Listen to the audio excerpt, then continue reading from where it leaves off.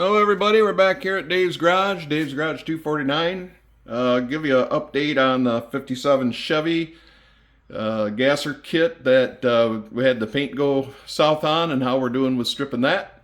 We'll take a look at the Chevelle and I'll show you something that happened on that, which is last week wasn't a great week because we had Mustang, Chevelle, and the model kit kind of go afoul. So back this week with a big smile on my face and better attitude. So anyways, let's get started. So this is what I'm doing with the 57 Gasser kit. We had the paint, the clear coat attacked the paint and went on through and just kind of lifted everything. So got some .3 brake fluid and that softened the paint up. Not really super impressed with how it's been in there for 3 or 4 days.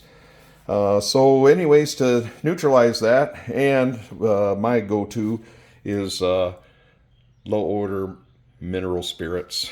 So you can see that I'm well on the way to having the front end stripped. It neutralizes the brake fluid, and then we'll just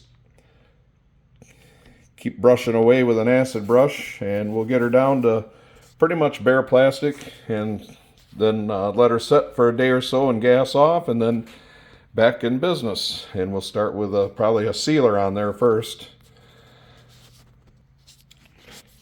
So on the Chevelle, we went to cruise night last Wednesday, and I have a application on my phone that shows me what the mile per hour is and kind of quarter mile times, eighth mile times.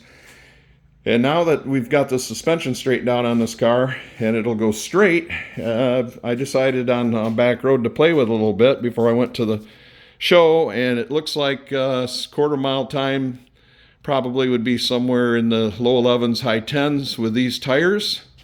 And I wasn't able to drop the trans brake on it or anything like that, just smashing it down and keeping from the tires from spinning. So I made a couple passes and then rolled into the car show, and when I was backing in, it sounded like the rear end clutches were popping and banging pretty hard. A couple people even noticed, and I thought, oh, yeah, like some big tires do that. So anyways, on the way home from the show, I kind of played with a little bit, and when I got down about a mile from the house, I could smell brakes burning. And so I think what's happening is that the brakes are not fully disengaging, which means that either something like the piston rod between the master cylinder and the brake pedal is too long, or residual valve.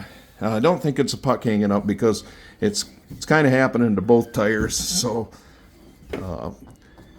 we're gonna do a couple tests later today. A buddy's coming over to help me out with it, and we'll see what it is. I don't think it's a big deal. It's just annoying, and it's part of sorting out a car. So for those of you guys that are that stuck with it to watch this in your model detailers, I'll show you. This is a pair of 750 double pumpers, and this is when they get mounted sideways because they're too long back to back. But here's some detail on linkages that if you want to see. And I'll go around the other side and I'll show you how the plumbing looks.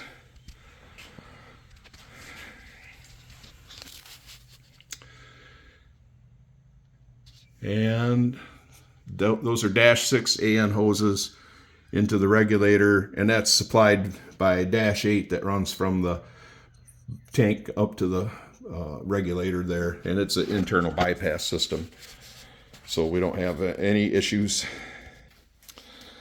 So what I got going on the workbench, which kind of crowded the model away, is my brother owns a 67 Camaro, and it's got a stock 350 in it, I think with headers and stuff, but stock gearing, 700 R4.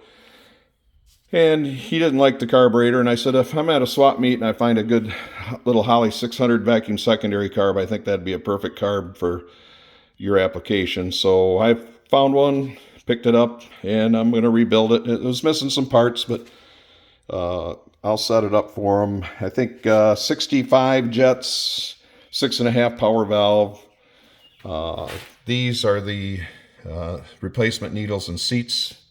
I have quite a few parts in stock, and probably either a plain or a brown secondary vacuum spring for that car with a 308 gears. So a lot of people make the mistake of getting too light of a spring in there, and they think that they're not getting enough fuel, but it's just drop those butterflies open too early and it'll bog. So there's safe mode for the 57 Chevy Gasser kit, waiting for me to catch back up with the body. So on the Mustang, we took it to car show. It runs pretty good. I'm here to tell you that this thing will stay with a not very modified or a mildly modified Mustang GT S550.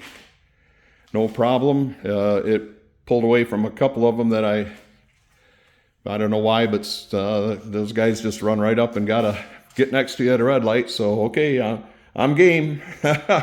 I'm game. But the automatic is probably a little slower than the stick, but every time one of those guys changed gears, I'd pull on them a little bit and pulled hard away in third gear. So kudos to Brunspeed. They gave me a good tune, and I'm pretty happy with that. And now I got a Mustang Roush car that will run as good as it looks. So just gave me a little butt hurt in the wallet department. So anyways, so that's all I got for today. I know it's been a while, and this time of year we start playing more with the cars rather than building models. So my subscribers that are model people, I know that you're probably yawning at this, but also though, I hope that you're getting some ideas for your builds. And I still have a nice collection of old toys to discuss. This, by the way, this is my dad. And that's a tub buggy that he built back in the early 70s. And that's the first car that I made a pass in down the drag strip, 1496 at 87 or 89 miles an hour, something like that. Anyways, that's all I have for today. Please tickle the like button and like and subscribe. I really appreciate it. And thank you very much to the new subscribers. So that's all I have. Dave out.